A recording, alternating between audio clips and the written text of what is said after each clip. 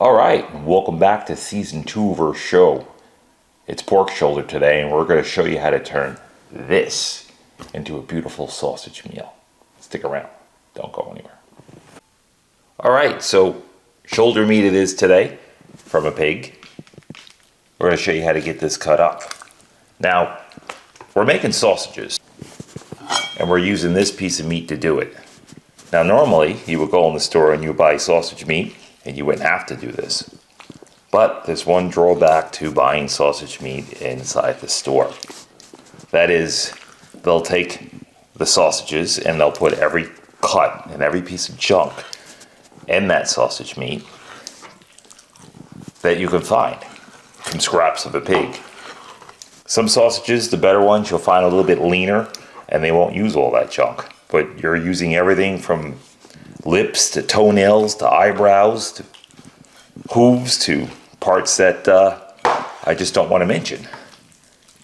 And by doing it like this, you're going to eat your own cuts. So what I'll do is I'm just going to start to slice this down thin. Thin enough to fit through our grinder. Pieces like that. Now this piece of meat is pretty warm. And normally I slice it a little bit colder because it's a little bit easier to handle. And it's not all over the place. So I'll just take it and just start cutting it like that. And those are the type of pieces you want to go down into the grinder. And there's some cartilage here that I'm going to cut through. That I don't want to go on my grinder because it's going to clog up my grinder. And it's pieces like this. So now once you make the stuffing, the sausage stuffing, you could either make patties out of it, or you can actually sausage pieces just like that.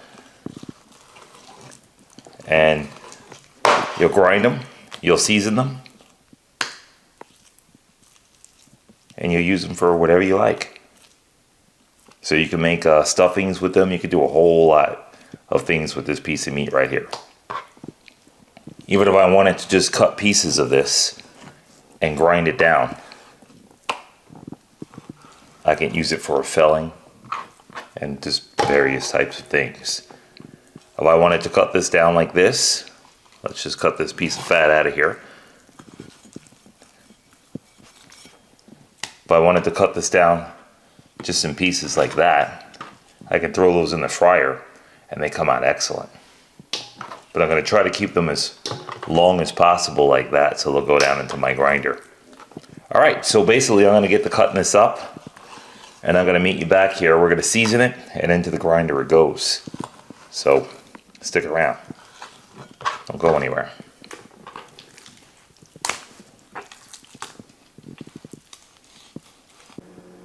Alright, so we got our meat nice and sliced up, ready to go into the grinder. Now, what I'd like to do before it goes into the grinder is I'll season all my meat because it's a lot easier to judge this out when you have pieces whole like this. So right here I have some fennel seed, onion powder, garlic powder, oregano. This is just my blend, salt and pepper. Very simple, very easy.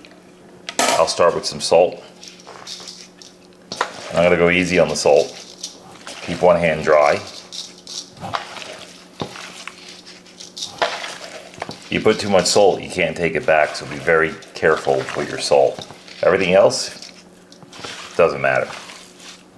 So we got our salt going, and this is going to be cooked on the grill, so that's about it for the salt. I'm going to go in with some black pepper. Now it's sausage, so we're going to go in with a good amount of black pepper. Not too much, but make it yours. That's the nice thing about sausages. You can just adjust it to your taste. Sometimes you go in the store and you taste these sausages and you're like, what are they thinking? This is way too garlicky, this is way too much this, but you can put everything in here from jalapenos to whatever. So it really doesn't matter what you put in here as long as it's a sausage that you like and your family likes. Alright, so I like the black pepper, so I'm going heavy on that. Touch of oregano. I'm doing an Italian sausage. Now I'm not sure if I'm going to stuff some of these but I'll have a lot of meat left over, so I can always freeze it. And if I'm in a rush, I can make patties for breakfast, or I can make sausage and spaghetti just by, you know, taking these down and fry them up in the pan. Garlic powder. And you're gonna see I'm going kind of hard with this. Going in on it. Because you want that flavor. And pork, it's got some natural flavor to it, but it's got to be seasoned. So when you're doing a sausage like this, you got to go in on it.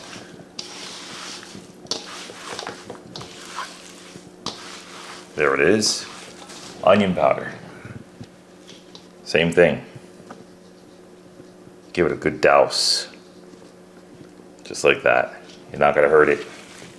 Just going to bring more flavor to your sausage. And what I'll do is I'll grind this down in here and I'll let it sit overnight. This way it really marinates in. And you'll get the best flavor.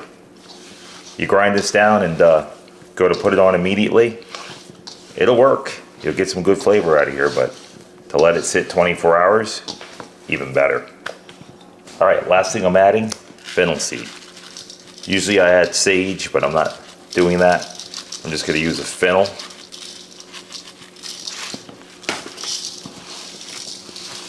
I'm gonna make my sausage meat. I'm not sure where I'm gonna go with it from there, so it's kind of up in the air from there. Tomorrow, I'll decide. And I can make a few things out of this because I just don't have to go one direction. Once you get this made up, you can do as many things as you want with it. And there's my fennel.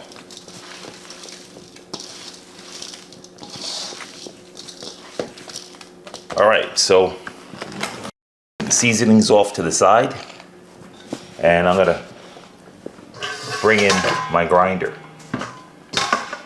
Now I made these pieces long like this, so I can just go right down in the grinder. Now I'm gonna turn this on, it's gonna make a lot of noise. We're gonna get through a couple of pieces and that's it. We'll meet you right back here.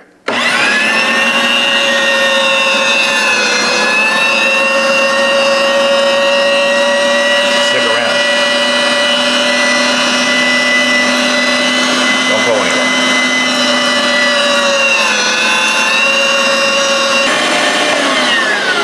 All right, so that's that.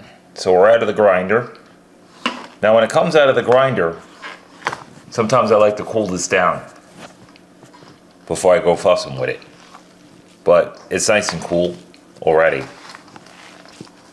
Let's put that little piece up. Now I'm gonna get it mixed up. Nice thing about this is already mixed.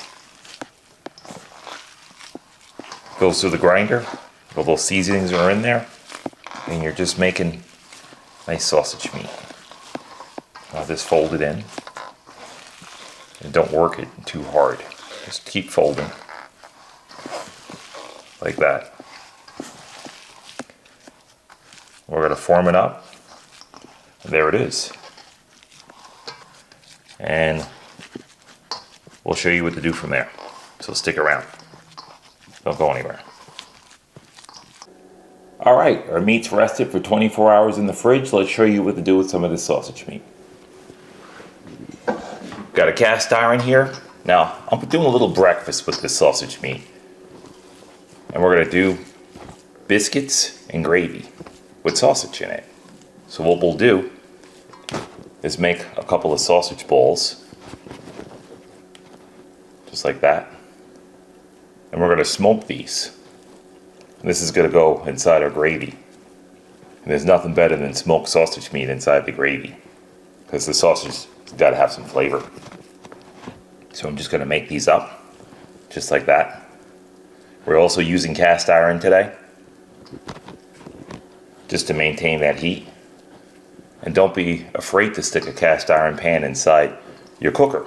You're not gonna hurt them. It'll protect it from the fire, it's gonna get some nice smoke on it. And we're gonna smoke this for about an hour and a half. Maybe 2 hours, depending on what temperature we're going at. But we'll feel it out.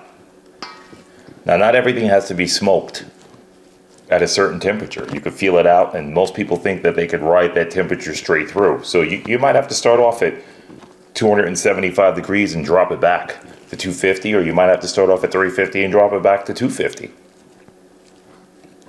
It all depends on how that product is cooking.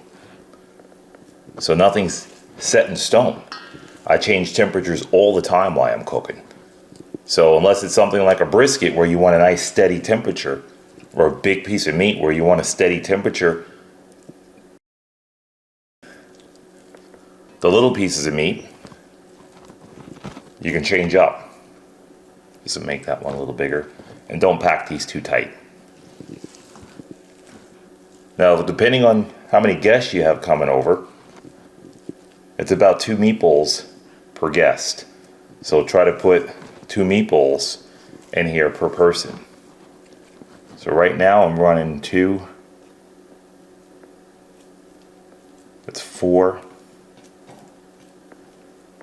So that's 1, 2, 3, 4. 4 people we have. I'm running 7, so I'm going to run 7 of these. Plus an extra, just in case.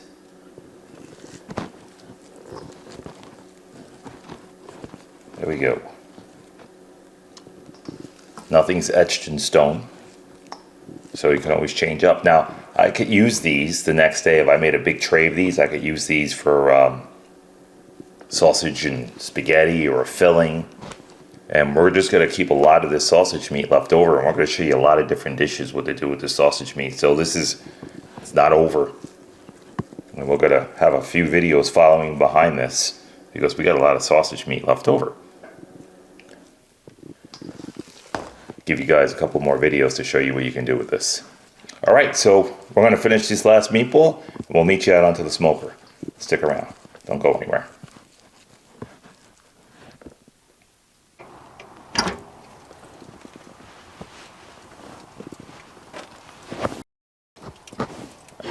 Get these in and get them ready, and we're all set. So that's where you want to go with this. You want to go about 300 degrees and just get this a nice good smoke on. And we're cooking them at the same time. So at 300, it should take about an hour and a half. That's it. Meet you right back here. Don't go anywhere.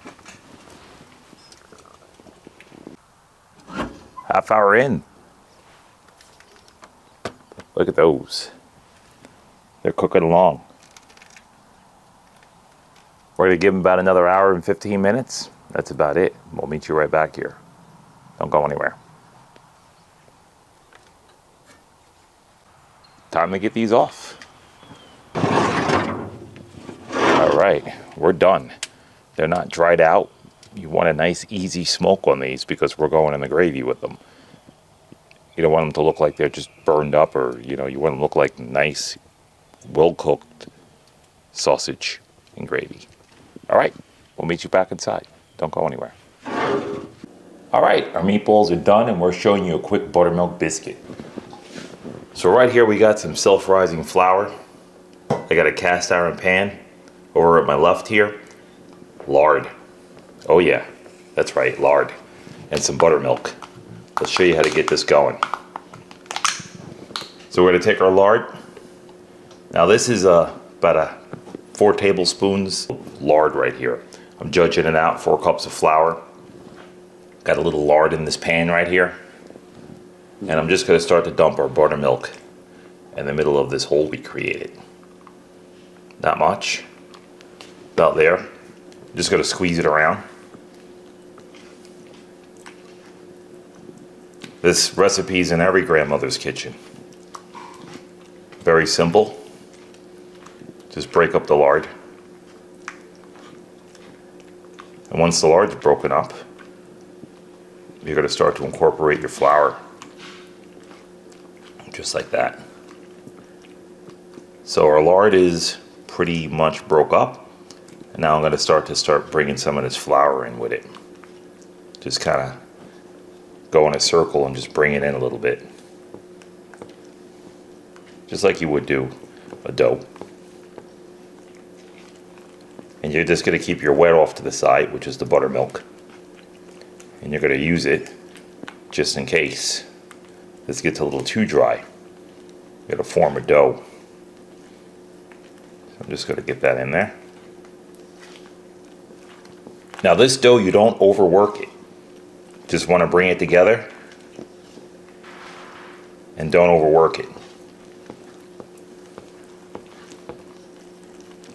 Now the best way I can describe this is as you're bringing your hand around in a circle, you're also bringing your fingers around in a circle. That's kind of the way I do it. I'm bringing my hand and my fingers in on this one. Just keep bringing it around until you incorporate the flour in. I'm just going to judge it out. And like I said, bring it to a dough. And when you bring it to a dough, you'll get it foldable. Let's get some more flour in here. As I'm working, and I'm working the flour off of my fingers as well. And the sticky dough. Just like that. And now we're bringing it into a dough form. It's still sticky, so I'm just going to keep adding more flour until I get this right. Keep some flour off to the side over there. Just kind of separate the dough from that main bit of flour that's right over there. Alright. So now I'm going to work the dough together. I'm not going to overwork it. I'm going to fold the whole thing in half. And at this point I can start to get some of this dough off my hands now that it's worked in here. So I'm just going to get some of this dough off my hands, maybe rub them in a little flour. Because I want this dough to go back into our dough. And it's going to clean my hands up as we go along. Just like that.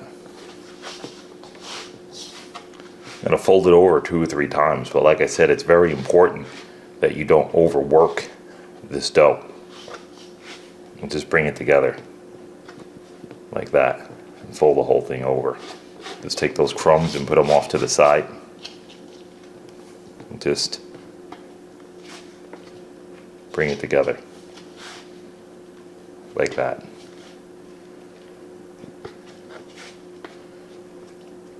Now once you keep folding it in half, this is what's going to make your flakes. So this way you'll have nice flaky buttermilk biscuits. And that's it. Just like that. The dough's not overworked. I'm going to clean my hands up. I'm going to meet you right back here. Don't go anywhere. Alright, so we're ready. Let's grease our pan. I'm greasing our pan with some lard. I'm just taking my hands and just going around. You could use olive oil if you like. You could use canola oil, but this is the real McCoy here. One thing with Southern cooking, it definitely doesn't spare the calories, that's for sure. And it brings in the flavor. So you could use whatever you like, but for maximum amount of flavor, this is the way to go, right here, lard. And it's going to season this beautiful cast iron pan that we have too. So right around with that, let me just get my hands out of that. Wipe my hands. And now we're going to start to make our biscuits. So here's our dough. What I like to do is just pinch a piece off like that. Ye round. And just pat it down. And in the pan it goes. Let's do it again.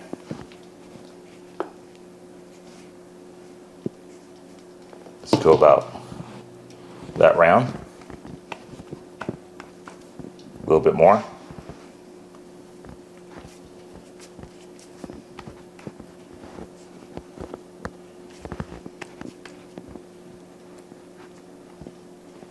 Now that one, I'm going to refold again. Get a little bit more in there.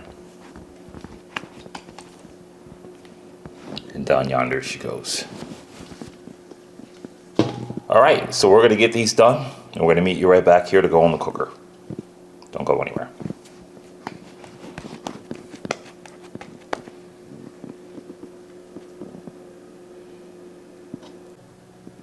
So our biscuits are resting over here. I got the grill started. It's kicking up to 500 degrees, and we got those off to the side, ready to go on. And we're going to show you how to get these sausage done. So I'm just going to take one. I'm just going to start to crush it.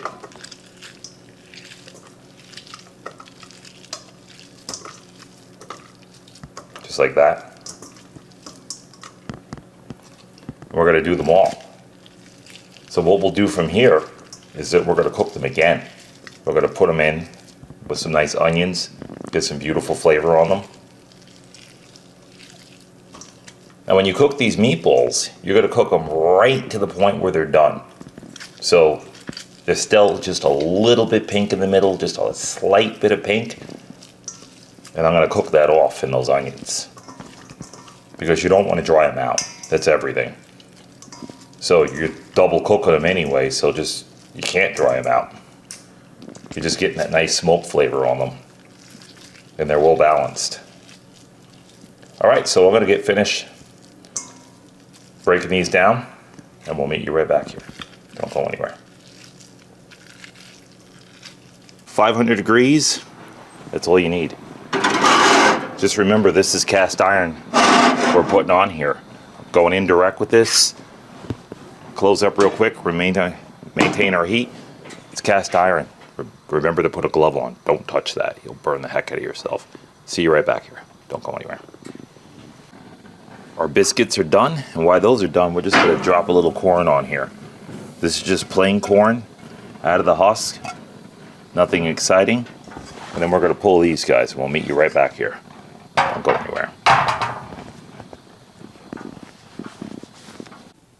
Our biscuits are done. Let's show you what to do with them from there. Butter. Just gotta oil them up, butter them up. So while they're nice and hot, get some butter on them. Just like that. And I leave mine sitting in this cast iron. And we'll leave them there. And let them sit for about 15 minutes before serving. And we're going to cover them with just a rag. And they'll just set up from there. So our butter's on. I use plenty of butter too, because butter makes everything just taste beautiful. And I try to separate them with the butter as we go. In here you can see me separating them. Alright, that's it. So there's our butter. And then we're just going to cover them with a rag. Meet you back here. Don't go anywhere. Let's just show you these biscuits. Let's use one for example here. Now this one's the one that was a little close to the fire, but even then I like them that way. And the rest of them are all just even. So only that one, if I would have turned the pan, I would have a nice even biscuit. But perfect. Let's show you how crunchy they are. You can hear that. And we're going to go show you the middle of these. So I'm going to just cut down. Hear that crunch? And look at that. Light, flaky. So it's crunchy on the bottom, moist in the middle, and flaky on the top. And that's what you're looking for. Just a nice, flaky biscuit. All right, ready to get situated? Meet you over onto the stove. Don't go anywhere. So we're sweating down some onion. I put some onion in the pan, and we're sweating down the onion. And we want to get this ready for our gravy. So what we'll do is just, not too much, just sweat it down. And at the same time, we're going to add our meat in.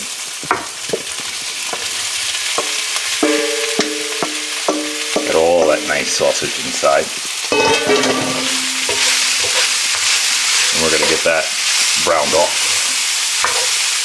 And the reason why we're browning it off is because it's going to get up all that flavor. So we got the smoke on it, and now we're just going to get that flavor out of the sausage by browning it off. So we're going to brown this off, and we'll meet you right back here. Don't go anywhere.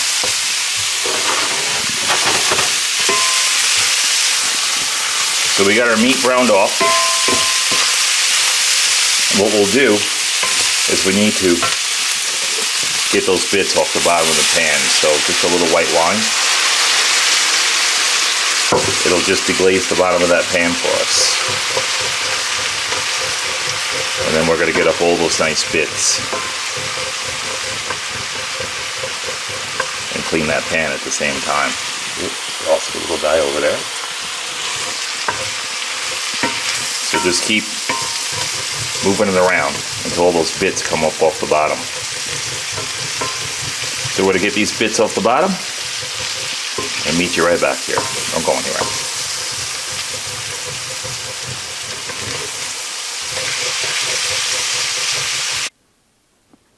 So our meat is done, our sausage, and what we'll do now is we'll get our gravy in. So this gravy we made, we have a video on it, and we'll leave a link in the description how to make this gravy. You can have plain gravy by itself if you make it, or you can have giblets in there. So I love giblets. It's the South. I love giblets inside the gravy, so I'm using a giblet gravy to go along with our sausage. So it's going to be a sausage giblet gravy. If you don't want the giblets, then just by itself, just put the gravy in. I got some white wine in the bottom here just to get us going.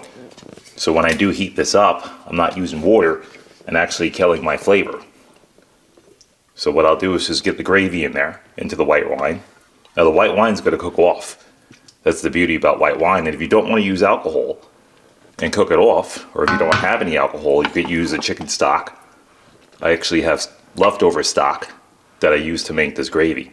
And we'll leave that stock video in the description too. So this way you get to see that video on how to make stock. So I got my giblet gravy in. And I'm just going to stir it around and let all that wine cook off the bottom. It's a lot of wine I put in here. But it's going to evaporate and it's not going to burn our gravy. So we're going to get all that flavor back in there and then some. And it's not going to burn our gravy. And then in with all that nice sausage meat we go. And then we'll meet you right back here. Stick around. Don't go anywhere. Our gravy is loosened up. The wine is cooked off. That's how you want it. And then now we're going to get in our sausage. All of it just right in.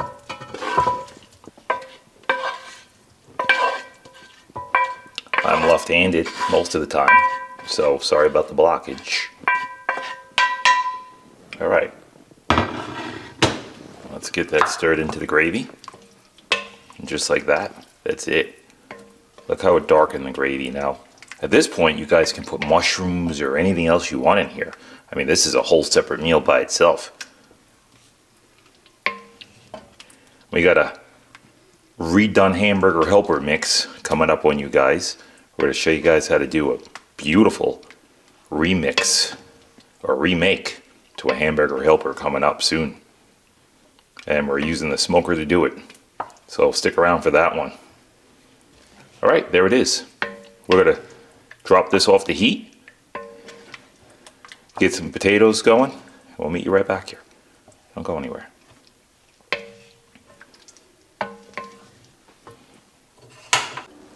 Our gravy's hanging out to the side. We got our gravy in here, and that's ready to go. We're going to throw some potatoes on here. These are just boiled potatoes. I boiled down in my pressure cooker, and we're just going to fry them off. I made them almost done, and we're going to finish them off in some olive oil, just so we can plate up with them. We're going to fry these up, and we're going to meet you back here. And we're going to get this plated up, show you what all this looks like brought together. Stick around. Don't go anywhere. So our fried potatoes are done. Now I told you guys before, I just took these, I put them in my pressure cooker. You can also boil them. And just boil them hard to the point where they're not done inside all the way. You slice them up like little cakes and you can see them whatever you want. Whatever you want to put on here. In this scenario, I put a little salt, pepper, paprika. That's it. And fried them in olive oil. All right, we're going to pull these out, and we're going to meet you back here. Plate up. Stick around. Don't go anywhere. All right, we're on the chopping block, season 2, biscuits and gravy. Let's show you how to get this on.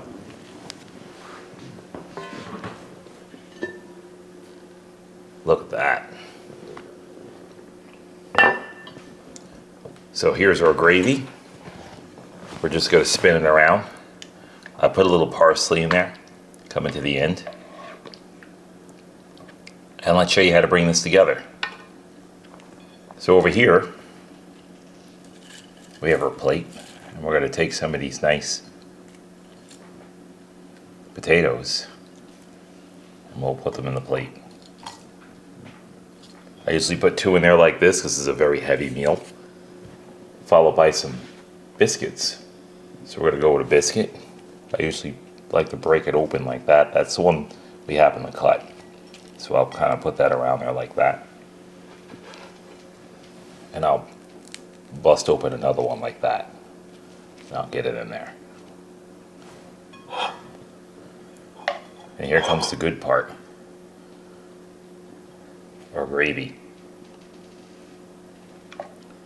A nice, healthy portion of gravy is what you're looking for. Can't skimp on the gravy. That's why they call it biscuits and gravy.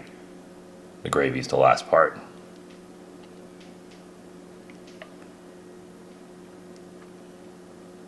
Just like that. All right. That's our gravy. We're going to clean this plate up just a touch. And those are biscuits in there. And we're going to top it with just a little green onion. We are in the South, so got to put that green onion. There it is. Homemade biscuits and gravy. All right, we're going to get situated, and we're going to meet you right back here. Stick around. Don't go anywhere.